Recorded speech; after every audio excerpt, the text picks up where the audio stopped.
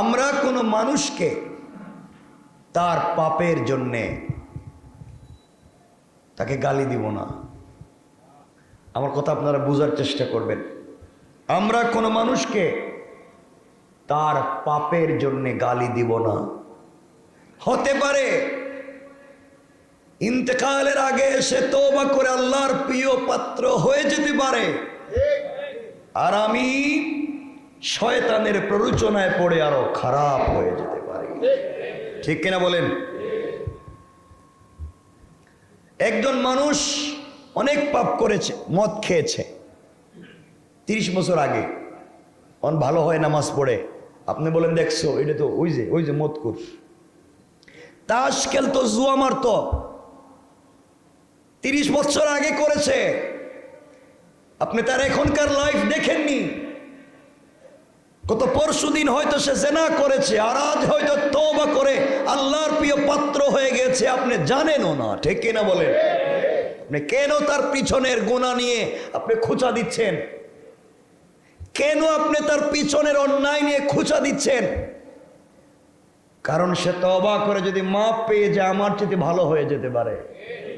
আর আমি আল্লাহ আল্লাহ জিকির করতেছি, ইন্তেকালের সময় হয়তো আমার কলিমা নসিব নাও হতে পারে। আমার কথা কি বুঝেন? এজন্য আল্লাহকে ওয়াস্তে একজন মানুষ কোন পাপ ছেড়ে দেওয়ার পরেও আপনি তার অতীতের পাপ বলে বেড়াচ্ছেন।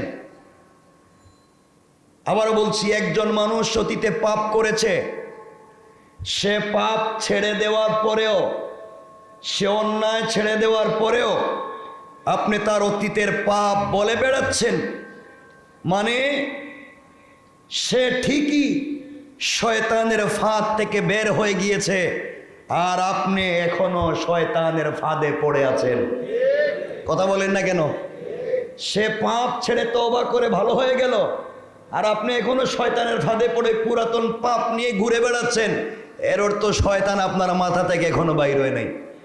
এজন্য মনে রাখবেন, এই সমস্ত যারা করে, মানুষের হিংসা করে, গীবত করে, শিকায়েত করে, সমালোচনা করে, এটা তার ডিউটি এবং দায়িত্ব মনে করে যারা করে, মনে রাখবেন, হিংসুক যদি আসমানের প্রতি ফুটা পানি দিয়ে গোসল করেও, আবারও বলছি, একজন হিংসুক, হিংসাকারী, একজন গীবতকারী, একজন চুগলখুরি, সে যদি আসমানের প্রতি ফুটা পানি দিয়ে গোসলও করে ফেলে, কিয়ামতের দিন আল্লাহর সামনে সে নাপাক হয়েই থাকবে।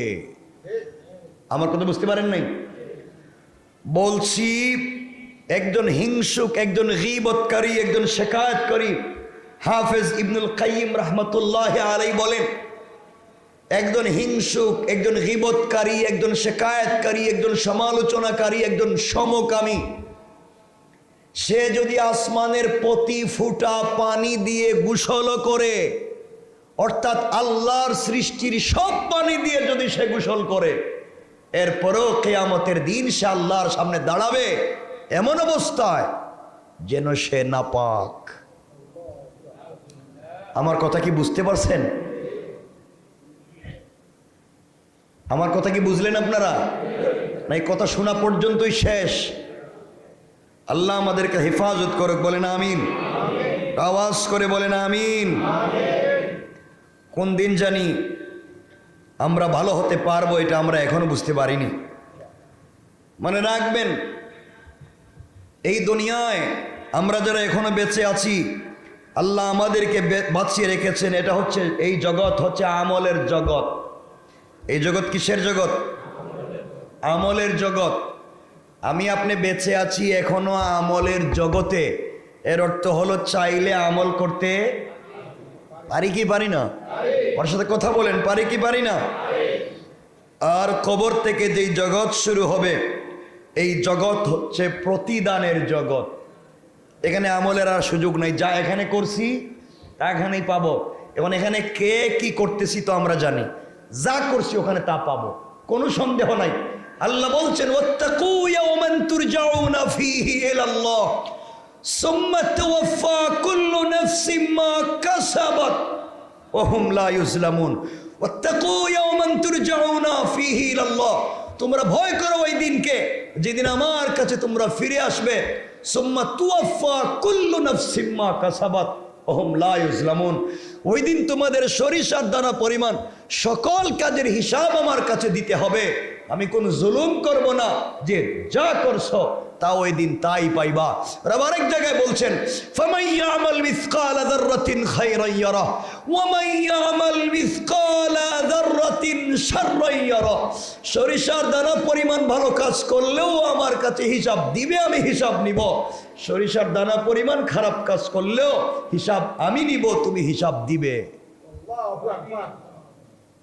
আমার কথা বুঝছেন? চিন্তা করেন আমি আপনি কি করতেছি। চক্ষু বন্ধ করে একটু চিন্তা করেন।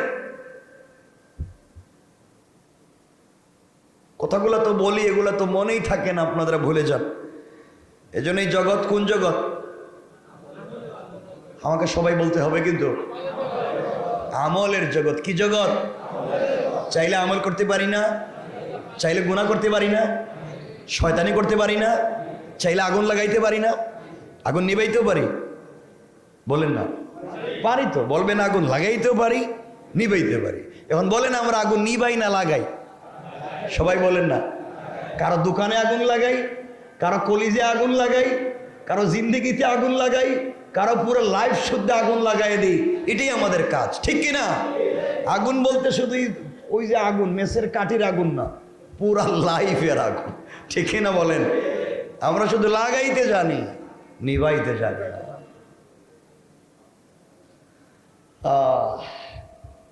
কথাগুলা মনে রাখবেন আমার মুসলমান বন্ধুগণ। কথাগুলা দিল দিয়ে শুনেন কি বলতে চাই। এই দুনিয়ার জমিনে একজন বড় আল্লাহর বুজুর্গ আলেম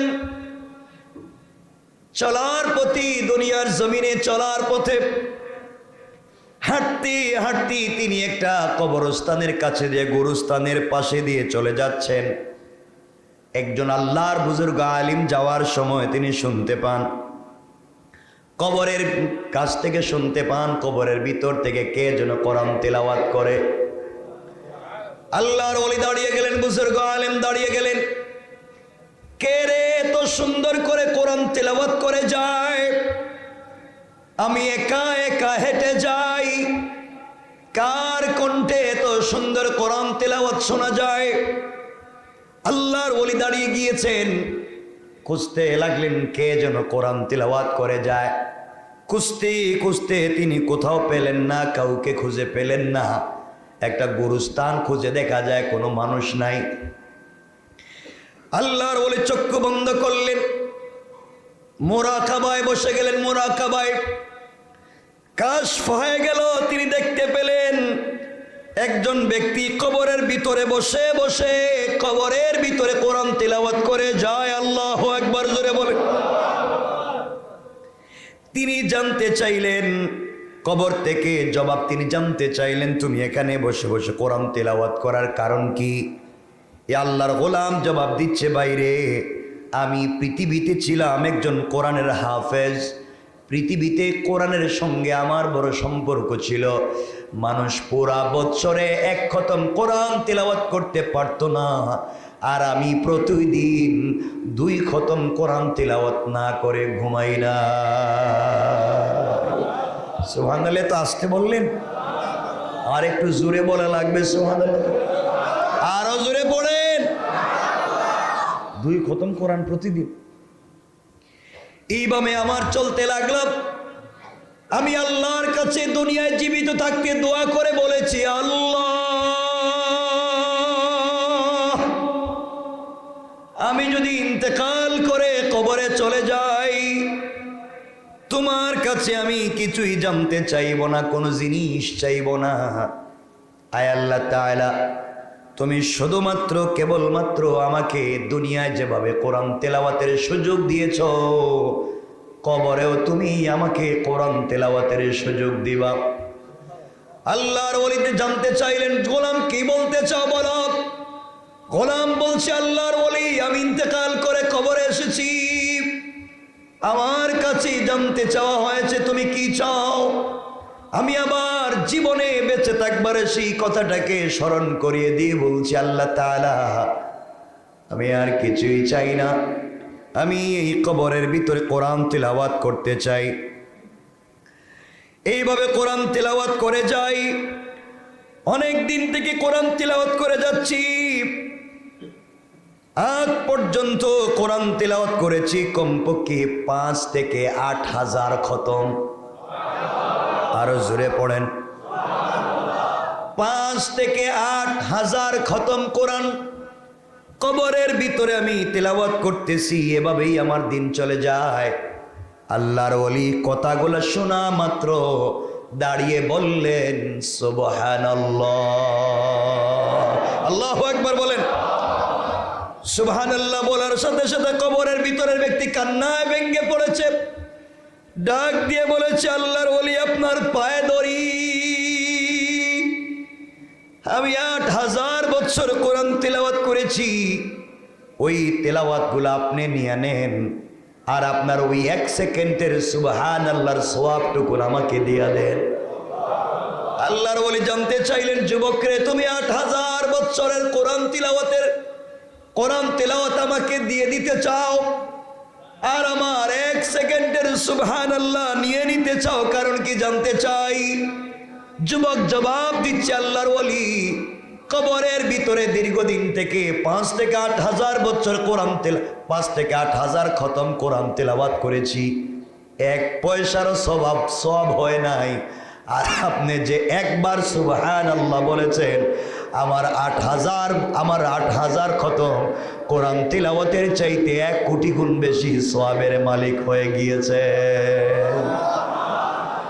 কারণ আপনি দুনিয়ায় জিন্দা, আপনি শ্বাস ফেললে সওয়াব, আর আমি কবরে আমি সিজদা দিলেও সওয়াব নাই, তিলাওয়াত করলে সওয়াব নাই। কারণ কবরের জগৎ সওয়াবের জগৎ নয়, আমলের জগৎ নয়, প্রতিদানের জগৎ। আর আপনি যেই জগতে আছেন সওয়াবের জগৎ। আমি 8,000 কোরআন খতম করে যেই সওয়াব পাই নাই, আপনি একবার সুবহানাল্লাহ বলে তার চাইতে কোটি গুণ বেশি সওয়াব পেয়েছেন। সুতরাং এখনো আপনি বেঁচে আছি, এখনো চাইলে, আজও চাইলে জাহান্নামের দরওয়াজাগুলোকে বন্ধ করে, আজও চাইলে নিজের ইচ্ছায় আমরা আল্লাহর কাছে চেয়ে জান্নাতের দরওয়াজা খুলে নিতে পারি। কোন ঠিক কিনা? ঠিক কিনা বলেন? আমরা প্রতিনিয়ত জান্নাতের দরজা বন্ধ করেই চলছি। আমরা আপনারা বুঝি না, জান্নাতের দরজা শুধু বন্ধ করে চলছি, খারাপ পথেই চলছি। জানি না কার গুনাহ কাকে কোন জায়গা পর্যন্ত নিয়ে যায়, কোন জায়গা পর্যন্ত আপনাকে আমাকে নিয়ে যায়। আমার বন্ধুগণ, কথাগুলো দিল থেকে শোনেন। এই জন্য আবারও বলছি, আপনার অন্তরে যদি কোনোভাবে আপনার অন্তর যদি শক্ত হয়ে যায়, আপনার দিল যদি শক্ত হয়ে যায়, আপনার দিল যদি দুনিয়ার মধ্যে ডুবে পড়ে যায়, আপনার দিল যদি দুনিয়ার পিছনে ছুটে চলে, আপনার মনে যদি শুধু শয়তানি আর নাফরমানি থাকে, আপনি মাঝে মাঝে কবর জিয়ারত করে আসবেন, কবরের কাছে যাবেন।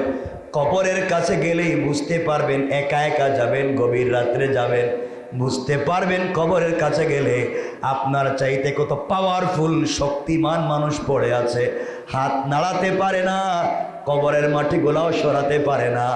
আজ আপনার জবান আছে, শয়তানি করার সুযোগ আছে।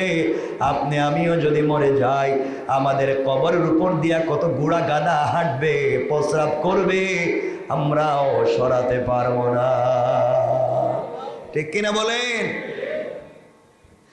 এই জন্য আমার বন্ধুগণ, রাসূল বলেছেন, তোমরা মাঝে মাঝে কবর জিয়ারত করো, কেননা এটি তোমাদেরকে মৃত্যুর কথা স্মরণ করিয়ে দিবে।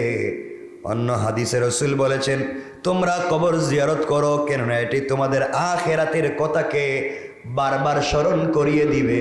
দুনিয়ার কিছু ভয়, দুনিয়ার কিছু লোভ লালসা তোমাদের ভিতর থেকে চলে যাবে। গিয়া দেখো কত বড় বড় পয়লওয়ান, যার একটা আঙ্গুলের হেলনে গোটা দুনিয়া চলতো, সেও কবরে পড়ে আছে, কবর ভেঙ্গে গিয়েছে, কত কবর মাটি পড়ে গিয়ে পানি ঢুকে গিয়েছে, কেউ দেখবার মতো নাই। তুমিও মরে যাবা, আমিও মরে যাব, কোন জায়গায় কার খবর হবে হয়তো কেউ আমাদের কেউ দেখবার মতো থাকবে না। ঠিক না বলেন?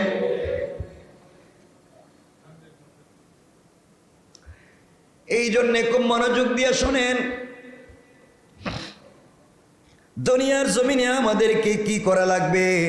শেখ ইবনে উসাইমিন রাহমাতুল্লাহি আলাইহি বলেন, যখন তোমার হৃদয় উদাসীন হয়ে যাবে, তোমার আত্মা দুনিয়ার জন্য মিশে যাবে, তখন তুমি মাঝে মাঝে কবরের কাছে যাও এবং সেই মানুষগুলাকে নিয়ে চিন্তা ভাবনা করো যারা গতকালও তোমার মতোই এই জমিনের উপরে ছিল, আজ তারা নাই।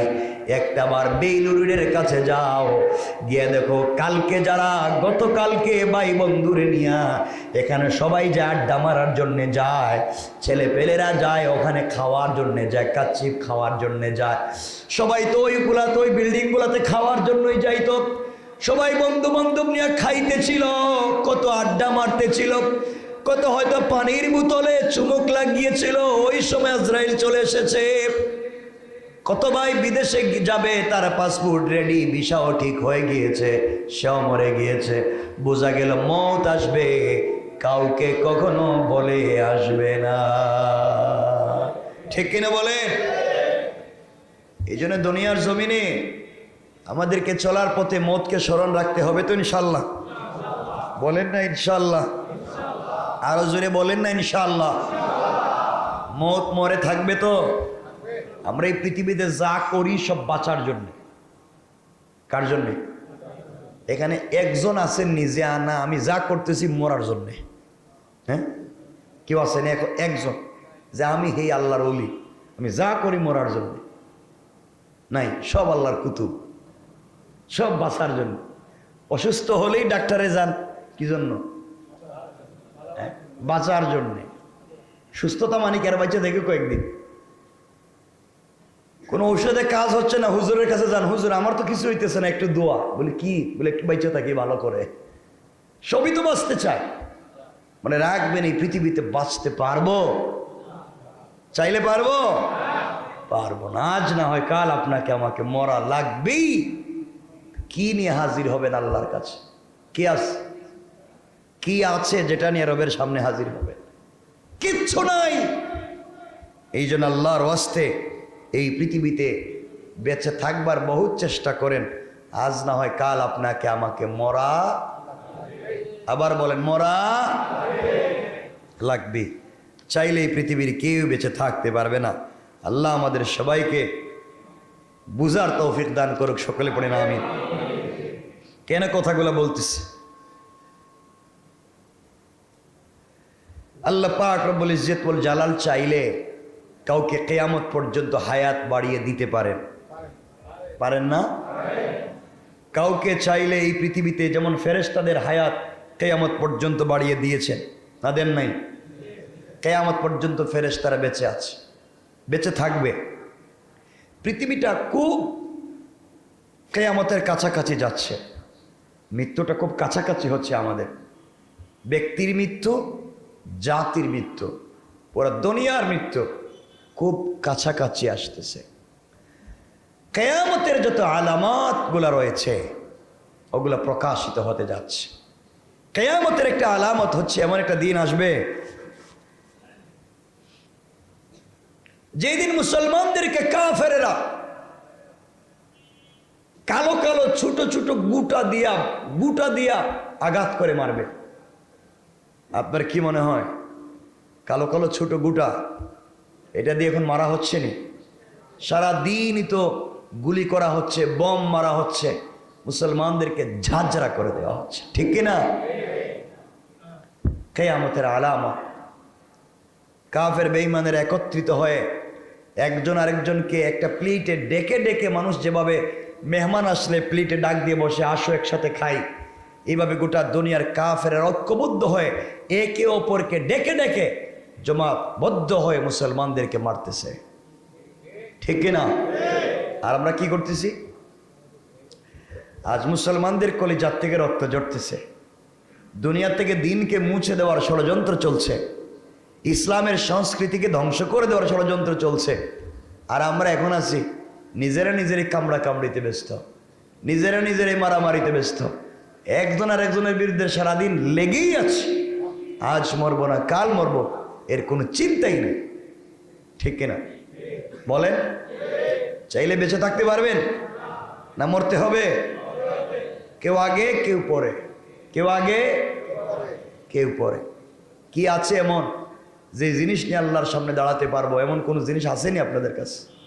কোনো আমল আছে আলাদা, কোনো স্পেশাল আমল আছে যে এটাই আছে আমার, ওইটা নিয়ে দাঁড়ায় যাইব, রব মাফ না দিয়ে পারবে না?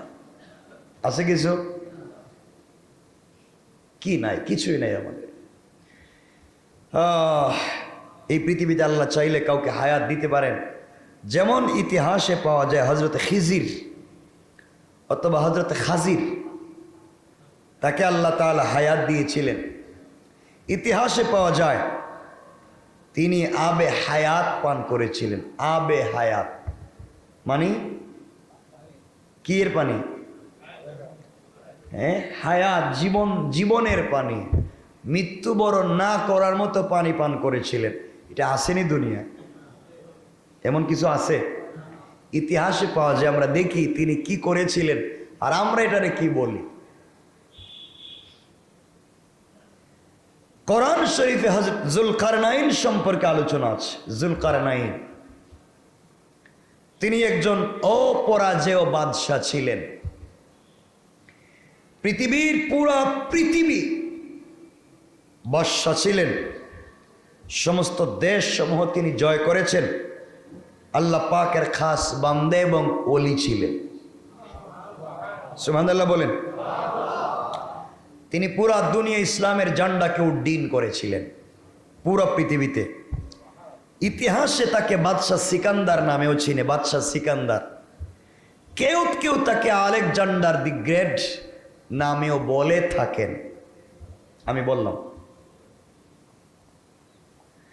জালেম ইয়াজুজ, যাদেরকে আমরা ইয়াজুজ এবং মাজুজ নামে চিনি, চিনেনি আপনারা? নাম শুনছেন তো?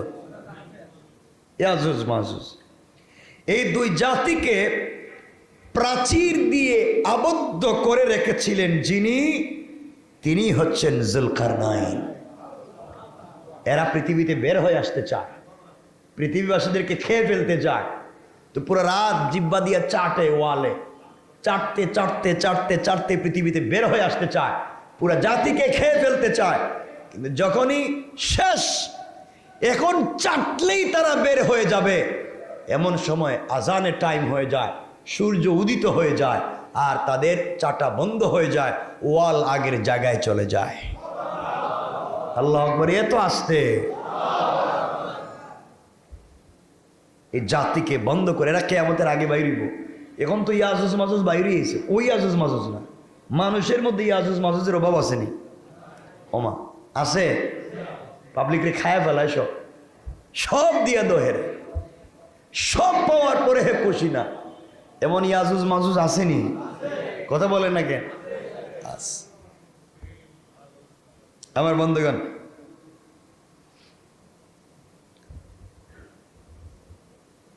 হযরতে খাজির বা খিজির জানতে পারলেন যে কুহে কাফ নামে একটা পর্বত আছে, এর অন্ধকারে একটা গুহা আছে, যেখানে আবে হায়াতের একটা কূপ আছে। তার পানির এতই গুণ, যে ব্যক্তি পানি পান করবে সে কিয়ামত পর্যন্ত আয়ু লাভ করবে, মরবে না, লম্বা হায়াত পাবে। এতটুকুনি কি হায়াত পাবে? সবাই বলেন না। সেই পানি দুধের মতো সাদা, বরফের মতো ঠান্ডা, মধুর মতো মিষ্টি এবং সুস্বাদু, মিশকের মতো বেশি সুগন্ধি। যুলকারনাইন যে বাদশা ছিলেন, তার প্রধানমন্ত্রী ছিলেন হজরতে খিজির। হজরতে খিজিরকে সঙ্গে নিয়া বাদশাহ যুলকারনাইন, বাদশাহ সিকান্দার, আলেকজান্ডার দি গ্রেট, তিনি বের হলেন এই পানির সন্ধানে। যেভাবেই হোক এই পানির পান করা লাগবেই। এই পুরা জাতিকে দিনের পথে নিয়ে আসতে গেলে হায়াত লম্বা হওয়া দরকার। যেভাবেই হোক এই জাতিকে দিনের পথে আমারে আনা লাগবেই। দেখে তুই পানি পাওয়া যায় না বাইরে। কে? বাদশাহ জুলকারনাইন। তার প্রধানমন্ত্রীর নাম ছিল খিজির। প্রধানমন্ত্রীর নাম কি? যাওয়ার সময় তিনি বড় বড় ওলিয়াদেরকে জিজ্ঞাসা করলেন, কুহে কাফের গভীর অন্ধকার গুহায় তো কিছুই দেখা যাবে না, তখন সেই অন্ধকারে কিভাবে চলাফেরা করব? কারণ এ তো অন্ধকার। এই অন্ধকারে আমি চলবো কেমনে, চিনবো কেমনে? তারা বললেন, এমন কোন মণি মাণিক্য সঙ্গে নিন যা অন্ধকারে আলো ছড়াবে। জুলকারনাইন তখন অন্ধকারে আলো বিকিরণকারী মূল্যবান একটি পাথর। এমন পৃথিবীতে লোক নাই, একবারই নাই। আচ্ছা, সঙ্গে নিলেন প্রায় 1000 সহচর। কতজন মানুষ সাথে নিলেন? 1000। প্রয়োজনীয় খাদ্যদ্রব্য নিলেন। দীর্ঘকাল পথ চলার পর, লম্বা কথা সংক্ষেপ করে বলতেছি, এক পর্যায়ে তিনি কুহে কাহাফে গিয়ে পৌঁছলেন। কুহে কাফে গিয়ে পৌঁছলেন, কিন্তু সূচিবেদ্য ঘাড় অন্ধকার। সবাই পথ হারিয়ে গেলেন। অন্ধকারে কি করলেন? অন্ধকারে কি পথ দেখা যায়? পথ হারিয়ে ফেল। অন্ধকারের কারণে 1000 সাথী একে অপর থেকে বিচ্ছিন্ন হয়ে গেলেন। কে কোথায় কারো কোনো খবর নাই। এভাবে চলে গেছে প্রায় 1 বৎসর। অন্ধকারে চলতে চলতে চলতে চলতে কোথায় কে কারো সাথে কারো দেখা নাই।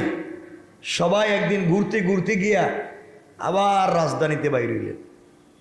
কোথায়? যারা খুঁজতে আইলেন সব শেষ।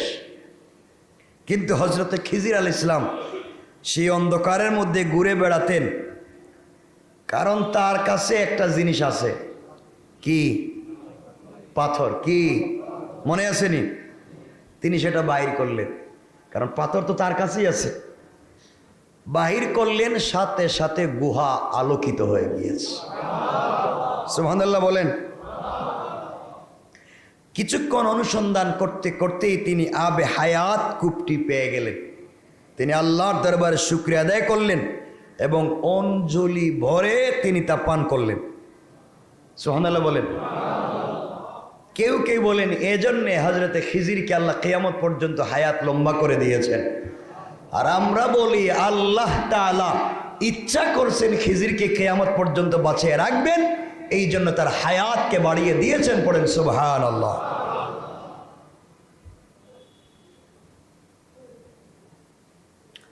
এটা ইতিহাস থেকে বলতেছি। কেন বলতেছি সামনে বলবো।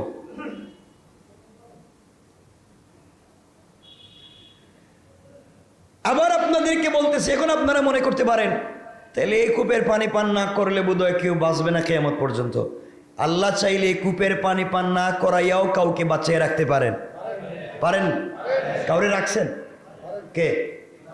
হ্যাঁ, কেউ আসেনি? আমার বলেন যে বাইচা আছে এখন পর্যন্ত।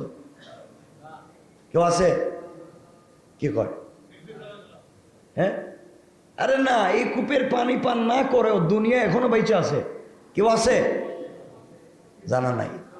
হ্যাঁ, না, তিনি তো দুনিয়া নেই, আমি দুনিয়ার কথা বলতেছি। এই পৃথিবীতে এই আবে হায়াতের পানি পান না করেও বেঁচে আছে শয়তান। শয়তান কে? বাইচা আছে না মরে গেছে? গা না মরে গেছে? আছে না নাই? কোন হায়াতের পানি পান করছে? পানি পান না করেও বেঁচে আছে। এরে বাঁচিয়ে রাখছেন কে? আরো জোরে বলেন কে? আল্লাহ চাইলে পারেন কি পারেন না? কিন্তু এখানে একটা ভিন্ন ঘটনার কারণে এটা হচ্ছে। আমার বন্ধুগণ,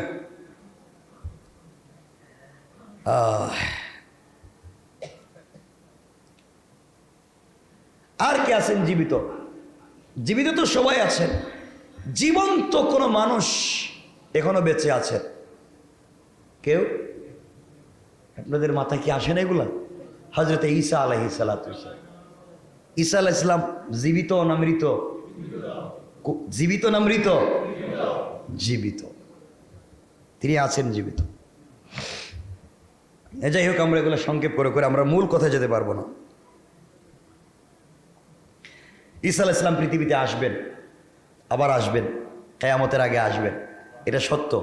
নবী হয়ে আসবেন না, তিনি তোমার আমার মতো উম্মত হয়ে আসবেন। আল্লাহু আকবার বলেন।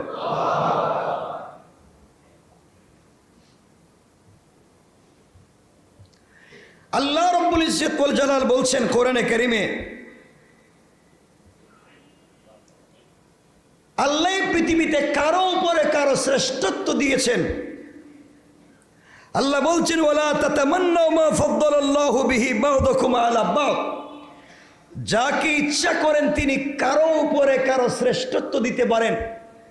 কেউ তোমার উপরে যদি শ্রেষ্ঠ হয়ে যায়, কেউ তোমার উপরে যদি বড় হয়ে যায়, তুমি হিংসা এবং লোভ লালসা কইরো না, কারণ আমি কখন কাকে কার উপরে বড় করব। দুই বন্ধু একসাথে চলছে, গরিব যে ছিল আজকে সে ফ্যাক্টরির মালিক, ধনী যে ছিল আজকে সেই ফ্যাক্টরির কর্মচারী। কথা বলেন না কেন? আছে না নাই? লোভ লালসা হিংসা করে লাভ নাই। আপনি ছিলেন ক্লাসের ফার্স্ট বয়, আপনি এখনো 10,000 বেতন পান, আর ক্লাসের একবারে ফেল যে ছিল এখন সে ফ্যাক্টরির মালিক, কয়েক হাজারের কোটি টাকার মালিক। আছে না নাই? কে করতে পারে?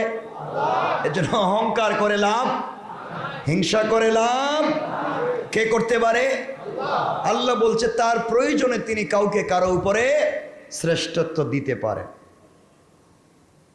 আল্লাহ রাব্বুল ইজ্জত ওয়াল জালাল আরো বলছেন, কথাগুলো বলার কারণ এটা, যালিকা ফাদলুল্লাহি ইউতিহি মান ইয়াশা। আল্লাহ বলছেন এসব আল্লাহর অনুগ্রহ, তিনি যাকে ইচ্ছা তাকে দান করেন। সুবহানাল্লাহ বলেন, আরো জোরে বলেন না সুবহানাল্লাহ। আল্লাহ ইচ্ছা করলে সব পারেন, আল্লাহ সব পারেন। আপনি দেখবেন 50 বছর থেকে দোকানদারি করতেছেন, আপনার দোকানে ব্যবসা হয় না, আর আরেক বেচারা আপনার দোকান কি ডেকোরেশন করা, রেস্টুরেন্ট কি ডেকোরেশন করে রাখছেন, এরপরও দেখবেন পাবলিক আপনার রেস্টুরেন্টে আসে না। আর একজনের ভাঙ্গা দোকান, কুত্তা এদিকে ঢুকলে আরেকদিকে বেরিয়ে যায়, এর দোকানে দেখবেন কাস্টমার সরাইতেই পারে না। আসে না নাই? কে করতে পারে?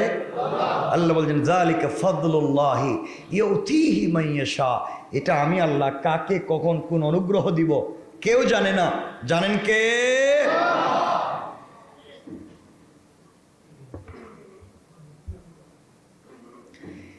এই জন্য কথাগুলো দিল দিয়ে শুনবেন কি বলতে চাই।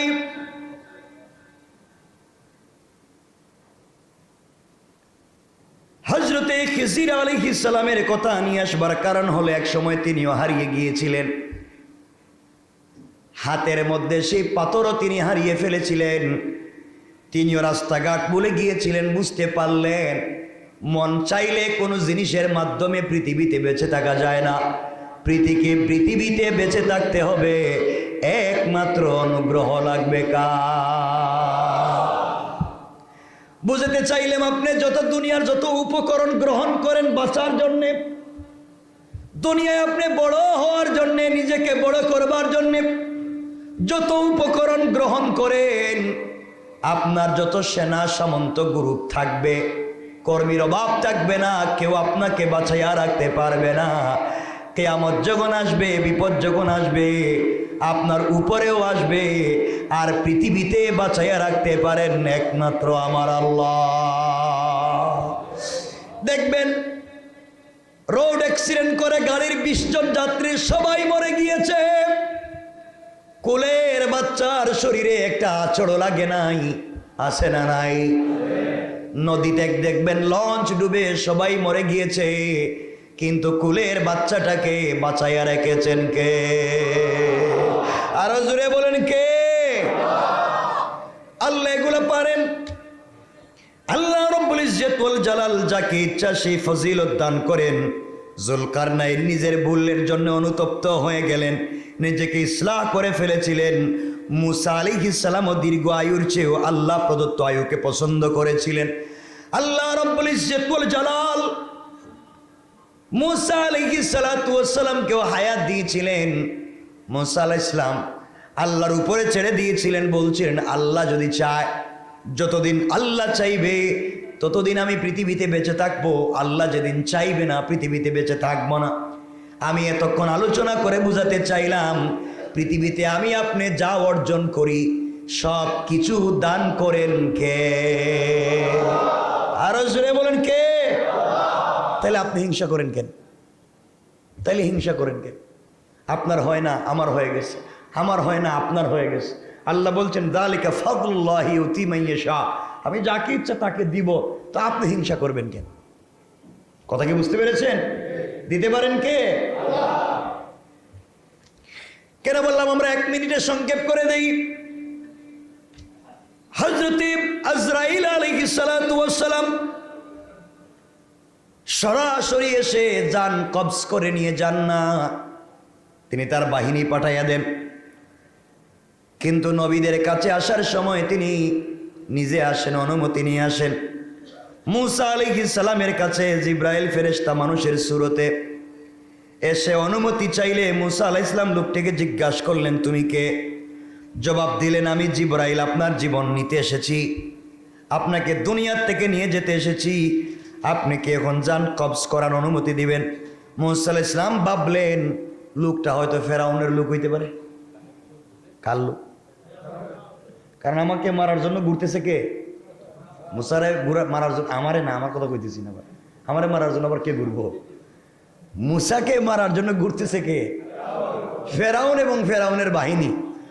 আজরাইল আইসা যখন বলছেন আমি আজরাইল আপনার জীবন নিতে আসছি, মুসা চিন্তা করছে কি আর আজরাইল, আজরাইল কি তা বাড়ি মানুষের মতনই, এটা মনে হয় আজরাইল না, এটা ফেরাউনের কোন লোক হইব, আমারে ঠকাইয়া মারতে চায়। দিছেন এক থাবড়া, এক থাপ্পড়। কে বলছেন ঘুষি মারলেন, সাথে সাথে আজরাইলের 2টা চোখ উপড়ে পড়ে গেল, উপড়ে গেল।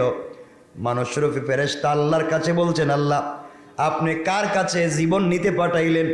এই লোকটা তো আমার উপরে বিশ্বাসী রাখলো না, এমন মায়ের দিছে, 2 চৌকি এখন নাই, এমন মায়ের দিছে।